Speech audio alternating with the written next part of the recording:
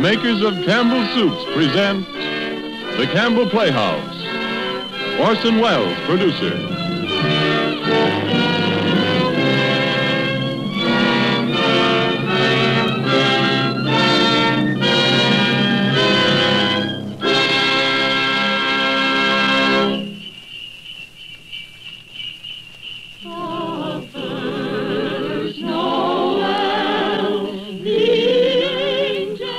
Good evening.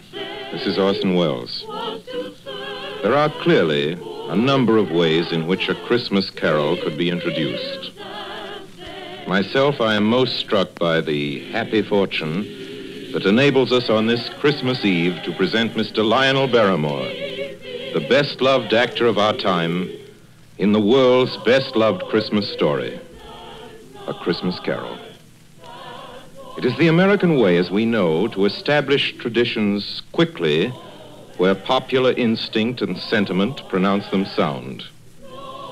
And so it is that today, actually only the 5th anniversary of Mr. Lionel Barrymore's first playing of the part of Ebenezer Scrooge for the Campbell Playhouse, there is, I think, in all America nothing more eagerly awaited, more firmly rooted in the hearts of the radio family that numbers millions, than this yearly performance of A Christmas Carol. A Christmas Carol, as Charles Dickens wrote it, has by common consent long been a classic. Mr. Lionel Barrymore's appearance in it is rapidly becoming one. And now, just before A Christmas Carol, Ernest Chappell has a special Christmas greeting from the makers of Campbell Soups. Mr. Chappell. Thank you, Orson Welles. As the old year draws toward its close, we of Campbell's feel a bond of warmth and gratitude toward each of you, our friends. For you see, in homes everywhere throughout the land, Campbell Soups have been welcomed. Day by day and week by week, you have placed confidence in us and in the foods we make. And there isn't anything we appreciate more deeply than the fact that so many of you have elected to let Campbell's make your soups for you. And so when Christmas comes, we look about to find some way to show our appreciation, some Christmas present by which to say thank you. The gift we chose 5 Christmases ago and have chosen each year since has become a part of Christmas to many and many a family. It has become a Christmas custom to gather round the radio to hear and to enjoy A Christmas Carol. And since it is Christmas Eve, we hope, too, that the younger members of the family are permitted to stay up and listen before dreams and visit of Santa. We get a great deal of pleasure planning and preparing this Christmas gift, and now it's ready. Off come the wrappings, off come the tags that say, please do not open till Christmas. Out comes the card, to you from Campbell's. And here is the gift itself.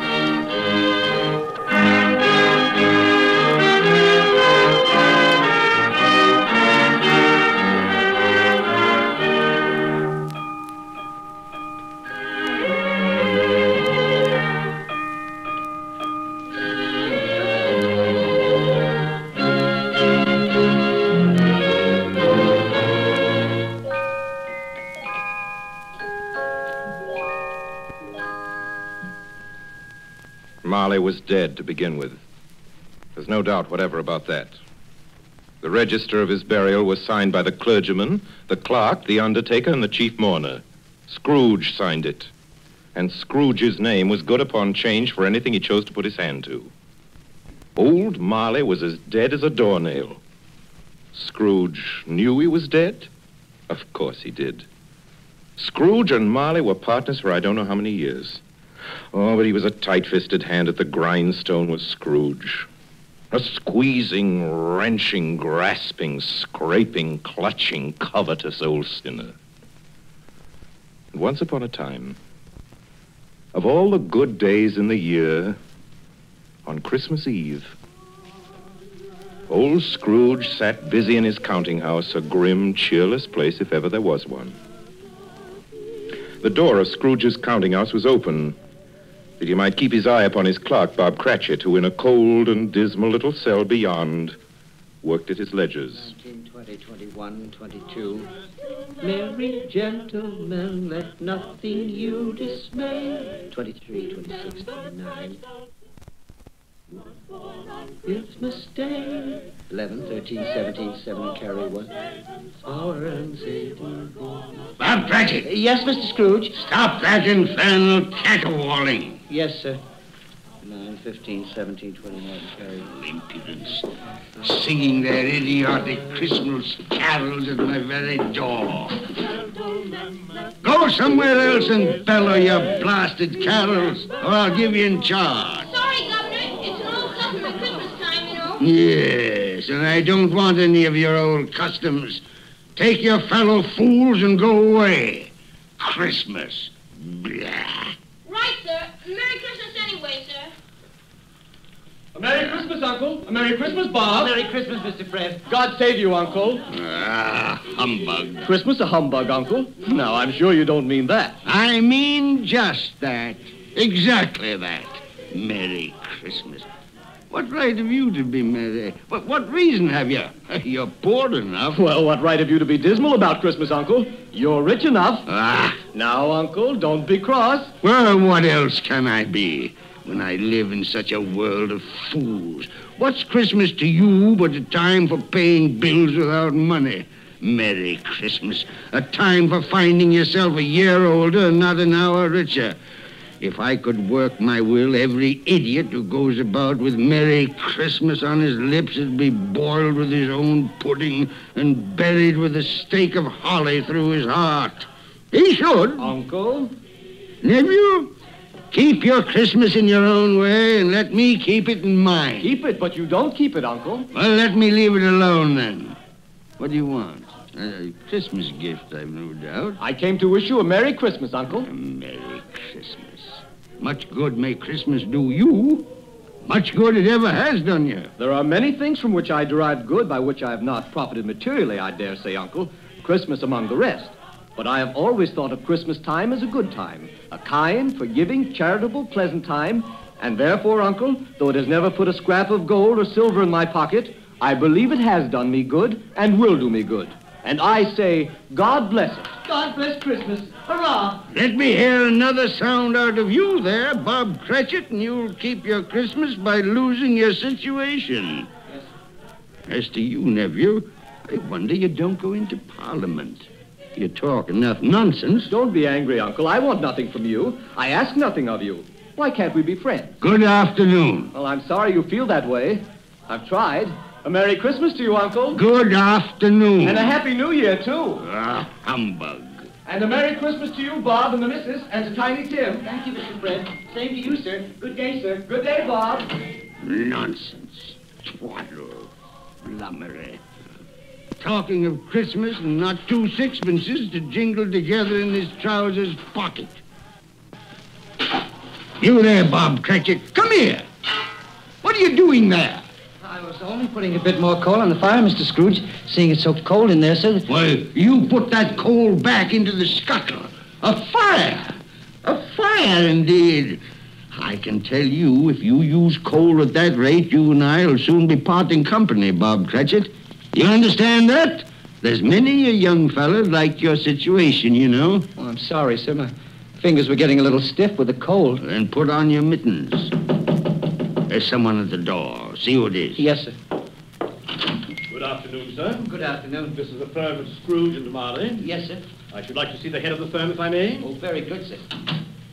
What is it? A gentleman to see you, Mr. Scrooge. Huh?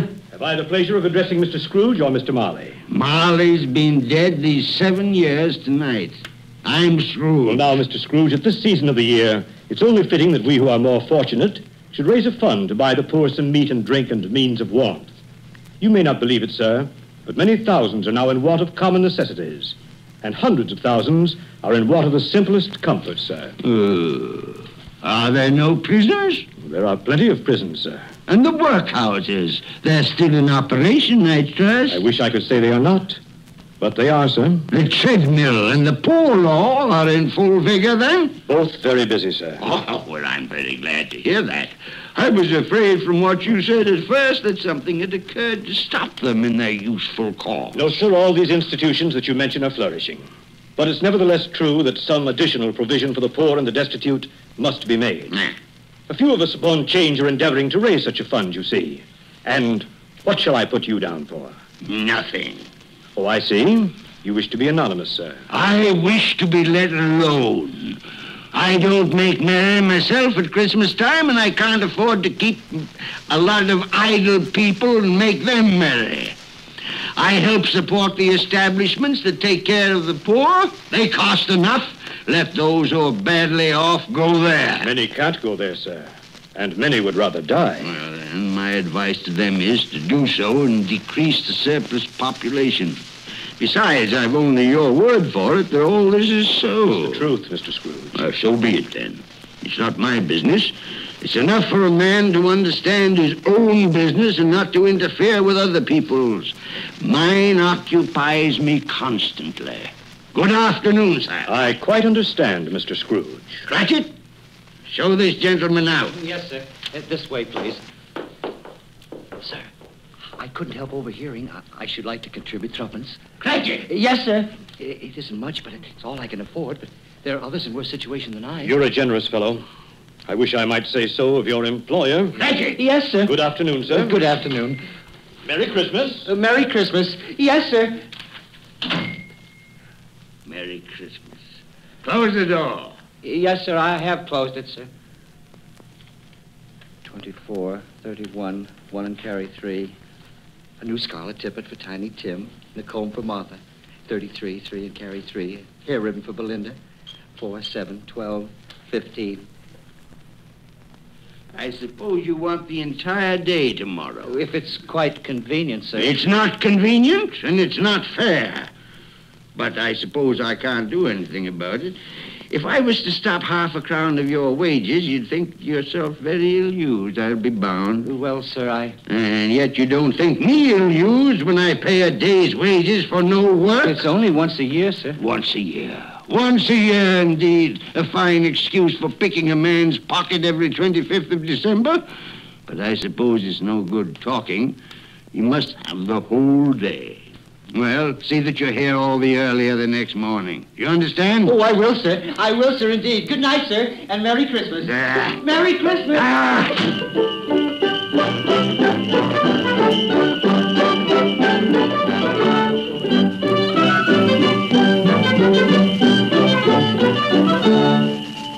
The office was closed in a twinkling, and Bob Cratchit, with the long ends of his white comforter dangling below his waist, for he boasted no greatcoat, went down a slide on Cornhill 20 times in honor of its being Christmas Eve, and then ran home to Camden Town as hard as he could pelt to play with his family at Blind Man's Buff.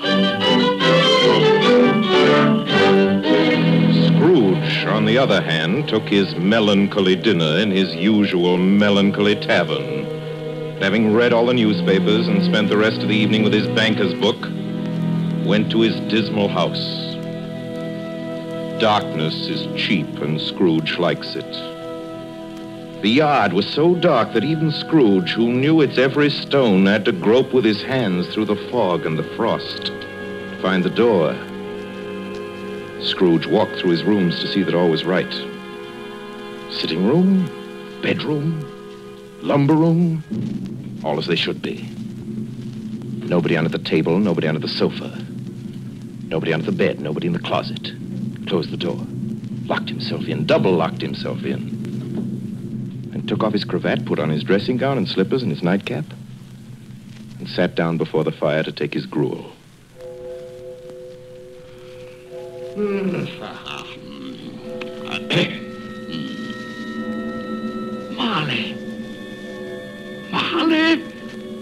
Marley!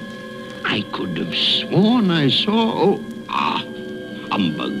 Marley's been dead these 7 years. Humbug. It's all humbug. What I need is a good night.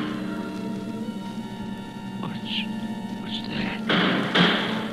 Someone's in the wine cellar. But the door's locked and double locked. It's coming. It's coming closer. Outside my door. I won't believe it. It's humbug still. Ebenezer Scrooge. What? Ebenezer Scrooge. Oh, no. What do you want with me? I want much of you, Ebenezer. Who are you? Ask me who I was. Well, you're very particular for a ghost. All right. Who were you then? In life, I was your partner, Jacob Marley. Jacob Marley. But you're dead. You died 7 years ago. 7 years ago this very night. You are a ghost then? What's wrong, Ebenezer? Don't you believe in me? I do not. You doubt your senses, Ebenezer? Yes, because a little thing affects them. A slight disorder of the stomach makes them cheats. You can't be a ghost. You may be an undigested bit of beef, a blot of mustard, a crumb of cheese, a fragment of an underdone potato. There may be more gravy than grave about you, whatever you are. Humbug, I tell you. Humbug. Excuse me, Jacob. Excuse me. I do believe in you. You are a ghost, Jacob. Thank you. But what? Why do you walk the earth, Jacob? Why do you come to me? It is required of every man that the spirit within him should walk abroad among his fellow men and travel far and wide to witness what it cannot share but might have shared on earth and turn to happiness. Oh, tell me, Jacob, what is that chain you wear around you? I wear the chain I forged in life. I made it link by link and yard by yard by my own free will. Is its pattern strange to you, Ebenezer? Cash boxes, keys, padlocks, ledgers, purses. Yours was as heavy and as long as this 7 years ago. And you have labored on it since, Ebenezer. Oh, Jacob, speak comfort to me. Comfort I have none to give. I cannot rest, I cannot stay, I cannot linger. Weary journeys lie before me. You travel fast? Yes, Ebenezer, on the wings of the wind. 7 years dead and traveling all the time? 7 years, Ebenezer. 7 years of remorse. Ebenezer, do you know that no space of regret can make amends for one life's opportunities misused? But you were always a good man of business, Jacob. Business? Mankind was my business. Charity, mercy, benevolence, they were all my business. The dealings of my trade were but a drop of water in the comprehensive ocean of my business. Oh, Jacob, don't take on so. Jacob. Listen to me, Ebenezer. I listen to you, Jacob. Go on, Jacob, speak to me. But don't be so flowery. Ebenezer, I am here to warn you that you have yet a chance and hope of escaping my fate. Do you hear that, Ebenezer? Yes, Jacob. You always were a good friend to me, Jacob. Thank you, Jacob. But go on. Go on. Go on. How shall I escape? Oh, I'm afraid, Jacob. You will be haunted by 3 spirits. Is that the only chance and hope, Jacob? It is your only chance and hope. Then I think I'd rather not. Without their visit, you cannot hope to shun the path I tread. Expect the first tomorrow, when the bell tolls 1. Couldn't I take them all at once and have it over, Jacob? Ebenezer, look that for your own sake you remember what has passed between us. And remember, when the bell tolls 1, look for the first spirit. Marley. Jacob Marley.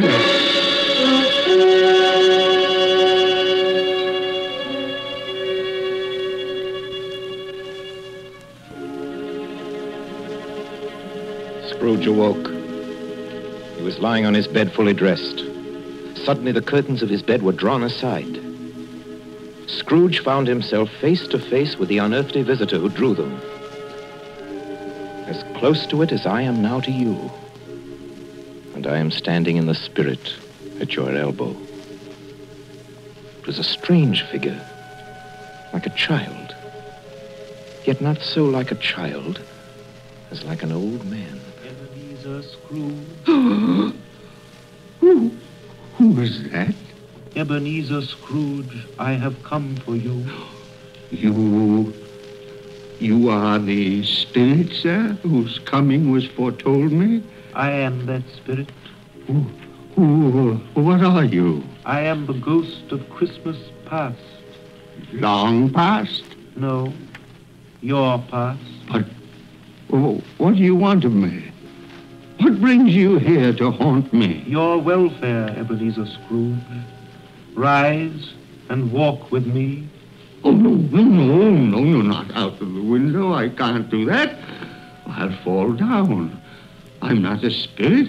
I'm mortal. I'll fall. Bear but a touch of my hand upon your heart, and you shall be upheld in more than this. Come, follow me. Where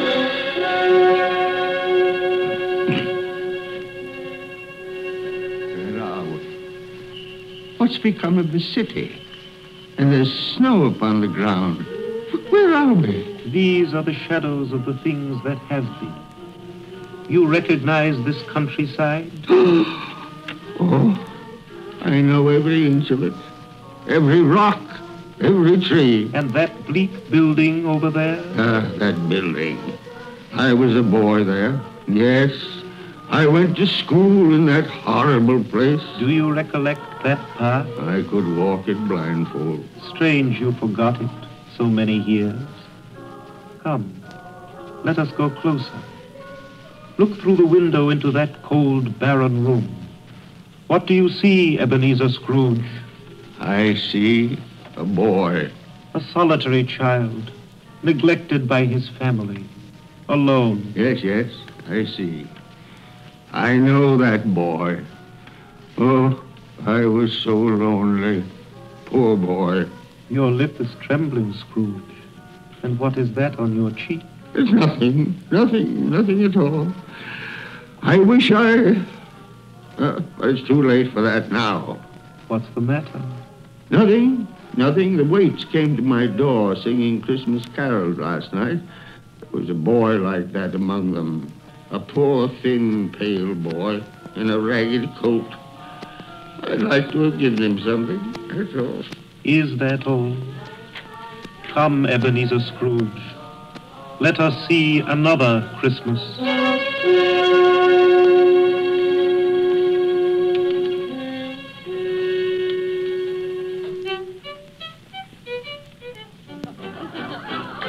Do you know this place, Ebenezer Scrooge? Know it? Know it? Why, this is the counting house where I was apprentice. Listen. Choose your partners. Why, it's my old master. Bless his heart, old Fezziwig. My master, alive again, and host at one of his Christmas parties. Listen to him. Thread the needle and back to your places. And there's Dick Wilkins. Poor Dick. Dear, yes. And look, there's Mrs. Fezziwig herself, looking younger than any of them. And the table's all loaded with roast and cider and mince pie and beer. Oh, what a jolly time we used to have. That carefree young man with the light heart and the gay smile. Do you recognize him? Yes. Merciful heaven. How happy I was then. A small matter for old Fezziwig to make those silly folks so full of joy. Small matter? Small indeed. Isn't it? He has spent only a few pounds of your mortal money. Is that so much that he deserves praise? It's not that. It's not that, Spirit. Old Fezziwig has the power to make us happy or unhappy, to make our service light or heavy. His power lies in words and looks, in things so tiny it's impossible to count them up. The happiness he gives is quite as great as if it cost her... What is the matter? Nothing. Nothing at all, Spirit. Something, I think. No. Speak. No. Only, it's just that I should like to be able to say a word or two to my clerk, Bob Cratchit, just now, that's all.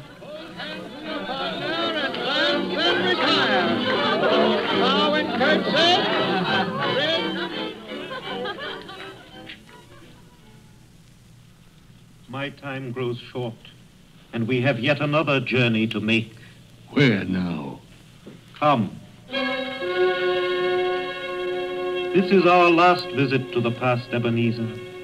Here, in this little room, with a fair young girl by your side. Do you recognize yourself, Ebenezer? Oh, no. Spare me this. You're older now, a man in the prime of life. Your face has begun to wear the signs of care and avarice. Your eyes are greedy, the eager, restless eyes of a miser. No, please. She knows it, too, that girl by your side. There are tears in her eyes. It matters little, Ebenezer, to you. Very little. I know that. Belle, have I changed towards you? When we were engaged, we were both poor. Was it better then? Better to be poor? Better at least to be happy. You're changed. You were another man then. I was a boy. Do you blame me because I've grown wiser? Have I ever tried to break our engagement? In words, no. Never. In what, then? In a changed nature. In an altered spirit. In everything that made my love of any value in your sight. So I release you from your promise. Belle. Oh, at first it may cause you pain to lose me, a very brief pain. But soon it will be dim, like a half-remembered dream, an unprofitable dream, and you will be glad to be awake from such a dream. May you be happy in the life you have chosen, Ebenezer, for the love of him you once were. Spirit, it's enough. Show me no more. Take me home. These were shadows of the things that have been. That they are what they are. Do not blame me. No more. One shadow more. Come. Do you see this man, Ebenezer Scrooge? This man might have been you, and the woman beside him your wife, and that girl. That girl might have been your daughter, Ebenezer Scrooge. She might have called you father. She might have been a springtime in the haggard winter of your life. Spirit, let me go. Show me no more. Listen now, while they speak, Ebenezer. Belle, I saw an old friend of yours today. Who was it? Yes. How can I? Oh, I know. Mr. Scrooge. Mr. Scrooge it was. I passed his office window. It wasn't shuttered, and there was a candle inside, so I couldn't help seeing him. His partner, Marley, lies at the point of death, I hear. And there Scrooge sat all alone. Quite alone in the world, I do believe. Spirit, I can bear no more. Leave me. Haunt me no more. Take me back. Take me back.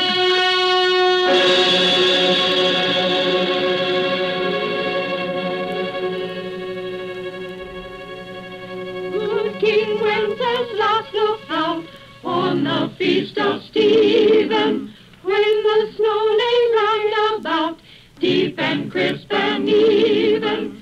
Brightly shone the moon that night.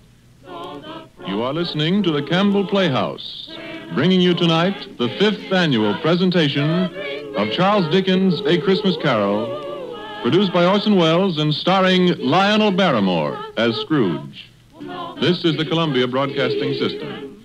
When the snow lay round about, deep and crisp and even, brightly shone the moon that night, though the frost was cruel, when a poor man came in sight, gathering winter fuel. And now, back to the Campbell Playhouse in the 5th annual presentation of A Christmas Carol. A Christmas present from the makers of Campbell's Soups.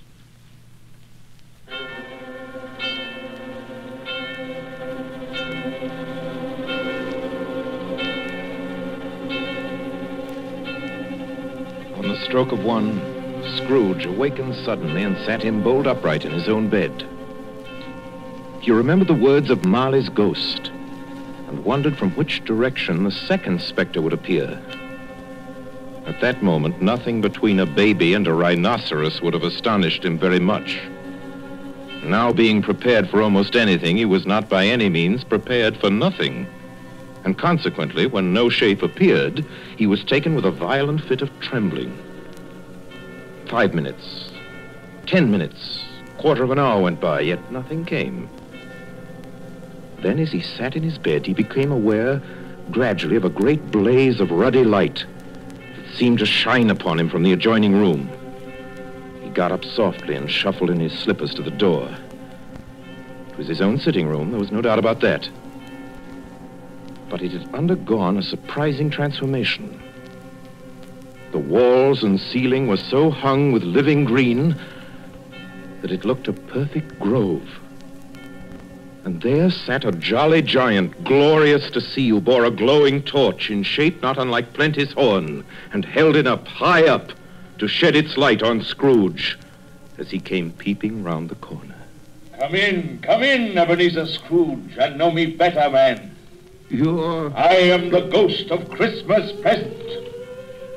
Spirit, take me where you will. Last time I went against my will and learned a lesson which is working now. If you have anything to teach me, let me profit by it. Touch my robe, Ebenezer Scrooge. Touch my robe.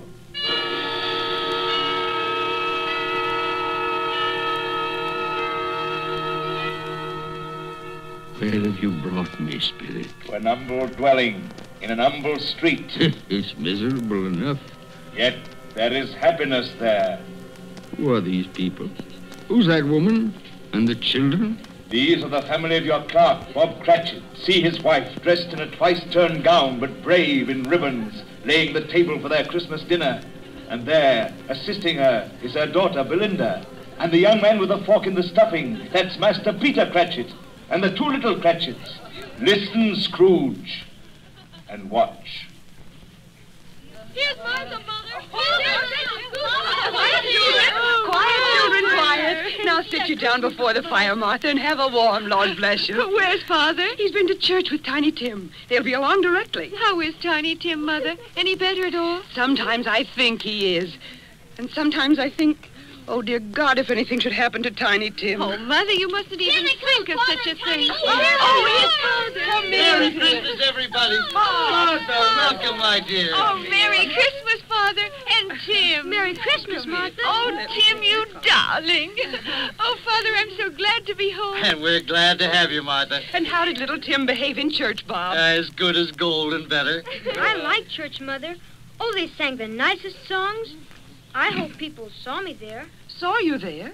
And why, Tim? Well, don't you see? Because I'm lame. And if they saw my crutch, it might be pleasant for them to remember on Christmas who it was made lame beggars walk and blind men see. Bless you, my son. Are we ready to eat, Mother? Yes, children, we're all ready. Come, take your places and wait your turn. There's plenty of stuffing and dressing and plum pudding for all of you. Martha, take care of Tiny Tim and see that he eats plenty. Yes, he must Mother. get strong and well. Now sit down, everyone. Yes, come on, Tiny Tim. And now, my dears. I see a vacant seat in the poor chimney corner, and a crutch without an owner, carefully preserved. No, kind Spirit.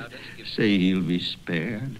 Say he'll live. If these shadows remain unaltered by the future, Ebenezer, the child will die.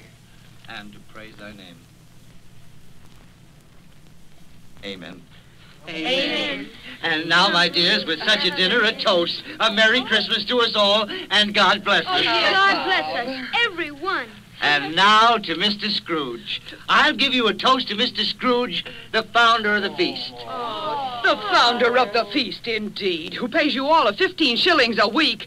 I wish I had him here. I'd give him a piece of my mind to feast on, and I hope he'd have good appetite for My it. dear, the children, Christmas Day. It should be Christmas Day, I'm sure, on which one drinks the health of such an odious, stingy, unfeeling man as Mr. Scrooge. You know he is, Bob. Nobody knows it better than you, poor fellow. My dear Christmas Day. I'll drink his health for your sake and the day's, not for his. Long life to him. A Merry Christmas and a Happy New Year. He'll be very merry and very happy, I have no doubt. And I say God bless him too, Mother, and everyone. Yes, to Mr. Scrooge. Very well.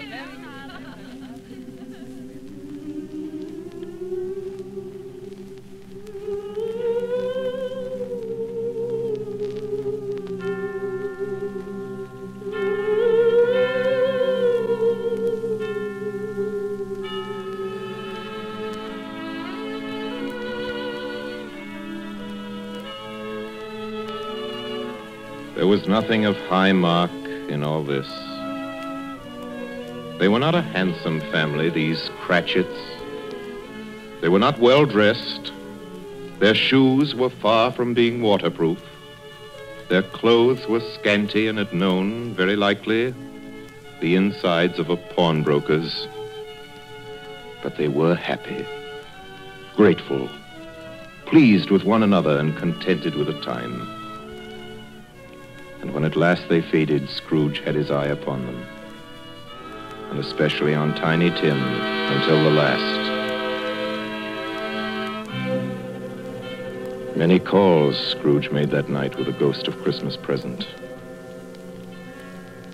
Down among the miners they went who labor in the bowels of the earth, and out to sea among the sailors at their watch, dark, ghostly figures in their several stations. Much they saw and far they went, and many places they visited, but always with a happy end. The spirits stood beside sick beds and they were cheerful, on foreign lands and they were close at home, by poverty and it was rich, in almshouse, hospital and jail, where vain man in his little brief authority had not made fast the door and barred the spirit out, the spirit left his blessing. It was a long night, if it was only a night. And it was strange, too, that while Scrooge remained unaltered in his outward form, the ghost grew older, clearly older. My life upon this globe is very brief, Ebenezer. It ends tonight. Tonight? Tonight at midnight. Hark. The hour is come. Oh, not yet. Not yet. No, there are still more things I wish to learn. These you will learn from still another spirit. Still another spirit, Ebenezer.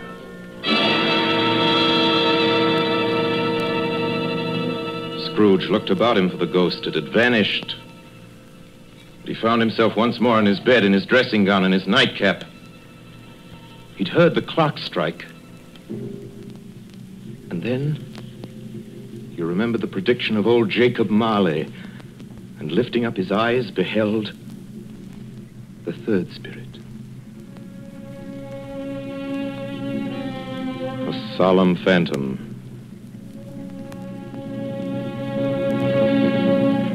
shrouded in black, draped and hooded, coming towards him slowly and silently, like a mist along the ground. I know you.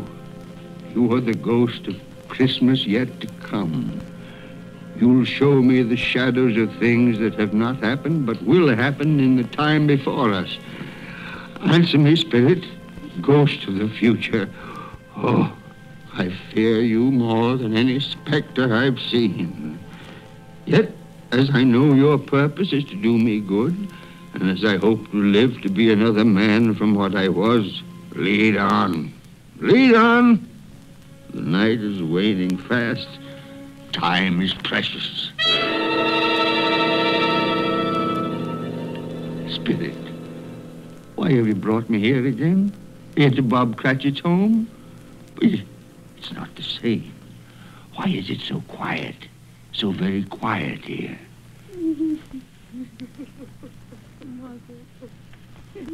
Mother, please. Oh, my son.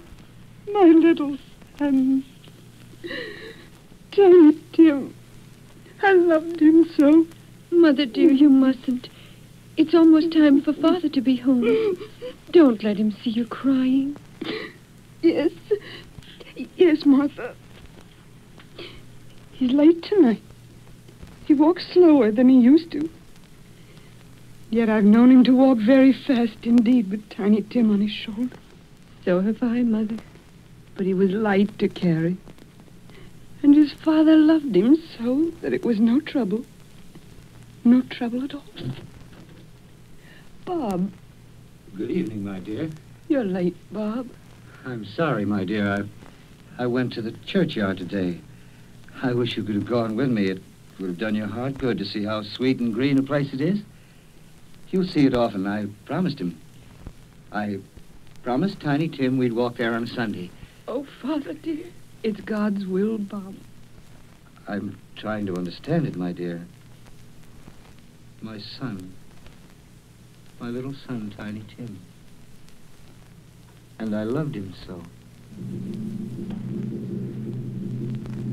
Oh, that's cruel. Cruel. Spirit, can't you give me one ray of hope that I may change all that? That Tiny Tim may live?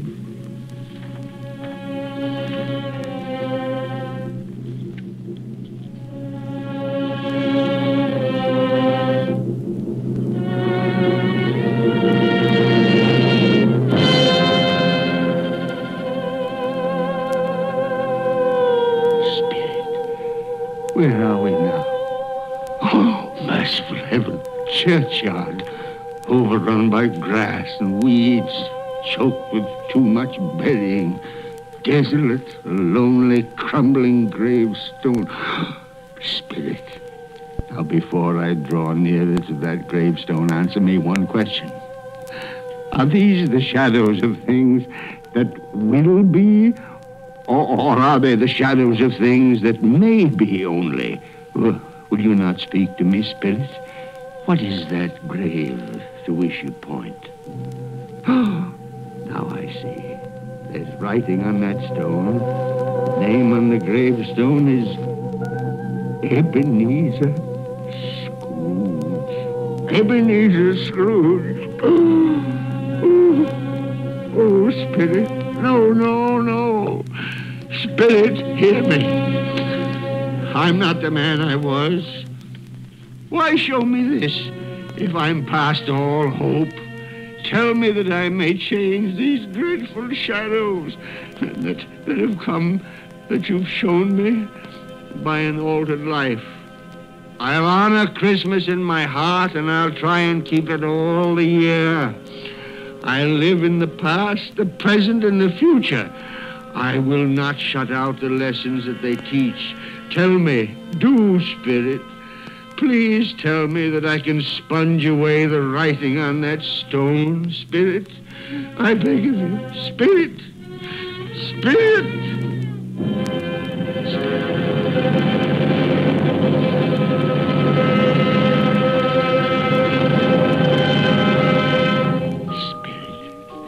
Promise on my knees. I promise.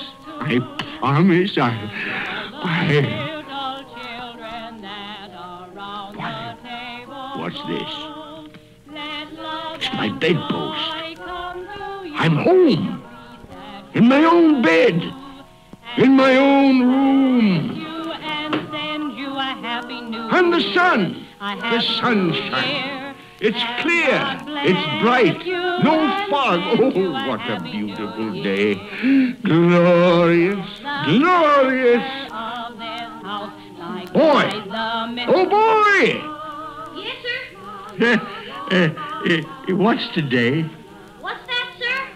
What day is it, my fine fella? Today? Why, it's Christmas Day. Christmas Day! Ha ha! Then I haven't missed it. The spirits have done it all in one night. all in one night. Heaven be praised. How's that, sir? Listen, my lad. Do you know where the poultry is in the next street? I should say I do. An intelligent boy. A remarkable boy. Tell me, do you know if they've sold the prize turkey that was hanging in the window? The one as big as me? What a delightful boy. It's a pleasure to talk to you. Yes, my buck? It's hanging there now, sir. Oh, that's wonderful. Now go around, will you, and tell him to send it to Bob Cratchit and his family on Broad Street. And mind you, they're not to know who paid for it. Now, hurry along, my lad. And here's half a crown for your trouble. Yes, sir. Yes, sir. And a Merry Christmas. And a Merry Christmas to you, too, my boy. Oh, I don't know what to do. I'm as light as a feather, as happy as an angel. I'm as merry as a schoolboy. A Merry Christmas. A Merry Christmas to everybody. A Happy New Year to all the world. Whoop! Whoop!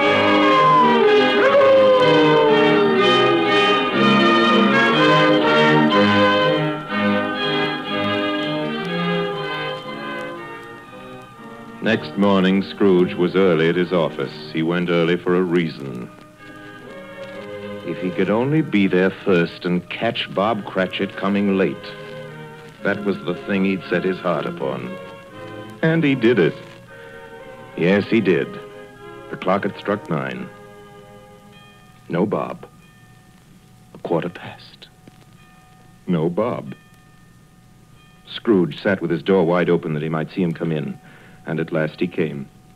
His hat was off before he opened the door, his comforter, too. He was on his stool in a jiffy, driving away with his pen, as if he were trying to overtake 9 o'clock. 8 and 17 are 15, carry the 1, 24, carry the 2, 31, carry the 4, 8 and 6 are 14, carry the 8. Hello, you, Cratchit. Yes, sir. Step this way, Cratchit, if you please. Cratchit, what do you mean by coming in at this time of day? Oh, I'm very sorry, sir. I'm behind my time. You are? You are? Yes, I think you are. Oh, it's only once a year, Mr. Scrooge. It shall not be repeated. I was making rather merry yesterday, sir. I'll tell you what, my friend. I'll not stand this sort of thing any longer. And therefore, Bob Cratchit, I'm about to raise your salary. Mr. Scrooge, are you quite yourself, sir? No. No, thank heaven I'm not quite myself. Merry Christmas, Bob. Ha-ha! Merry Christmas, my good fella. A merrier Christmas than I've given you in many a year. I'll raise your salary, and we'll see what we can do for Tiny Tim and the rest of your family. We'll discuss it this very afternoon over a Christmas bowl of smoking bishop. Bob, make up the fire. Make it up and buy another coal scuttle before you dot another I, Bob Cratchit. Scrooge was better than his word. He did it all, and infinitely more.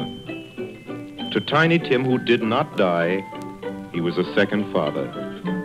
He became as good a friend, as good a master, and as good a man as the good old city knew, or any other good old city, town, or borough in the good old world. Some people laughed to see the alteration in him, but he let them laugh, and little heeded them. His own heart laughed, and that was quite enough for him. He had no further intercourse with spirits, but lived upon the total abstinence principle ever afterwards, and it was always said of him that he knew how to keep Christmas well, if any man alive possessed the knowledge. May that be truly said of us, all of us. And so, as Tiny Tim observed, God bless us, everyone. Joy to the world, the Lord is come. Let earth receive her King. Let every heart prepare his room. And heaven and nature sing, and heaven and nature sing, and heaven and nature sing. You have just heard our annual presentation of Charles Dickens' A Christmas Carol, starring Lionel Barrymore, brought to you by the makers of Campbell's Soups. And now here is Orson Welles. At this point in the program, ladies and gentlemen, it is my custom, as you know, to present to you with a few words of introduction our guest of the evening. With your consent, I shall dispense with this tonight to introduce tonight's guest to the Campbell Playhouse audience or to any other American audience is an extravagant and superfluous procedure. For if ever an actor has won for himself a lasting place in the hearts of his fellow countrymen through years of unsparing and inspiring service, that actor is Lionel Barrymore. Mr. Lionel Barrymore. Thank you, Orson Welles. Good evening, ladies and gentlemen. This is the 4th year I've had the pleasure of appearing in the Christmas Carol here on the Campbell Playhouse. And I assure you all it's a pleasure that never tires. As long as I can remember, this has been one of my favorite stories. When we were children, it was read to us regularly at this time of year, as it is to millions of children right now. And like many of them, I'm sure, the three of us, Ethel, Jack, and I, with the aid of a sheet and some old ironware, made a play of it. As I remember, we had 3 Scrooges in that production. Mr. Barrymore, who played Tiny Tim? I think we had 3 Tiny Tims, too. But seriously, I can think of no part that I've enjoyed playing again and again as much as I have the part of that squeezing, wrenching, grasping, scraping, clutching, covetous old sinner, Ebenezer Scrooge. And I can think of no happier or more suitable choice for the makers of Campbell's Soups to offer the people of America as their Christmas present each year than Charles Dickens' well-beloved story, Christmas Carol. Good night, Orson. Good night, everybody. And a Merry, Merry Christmas to you all.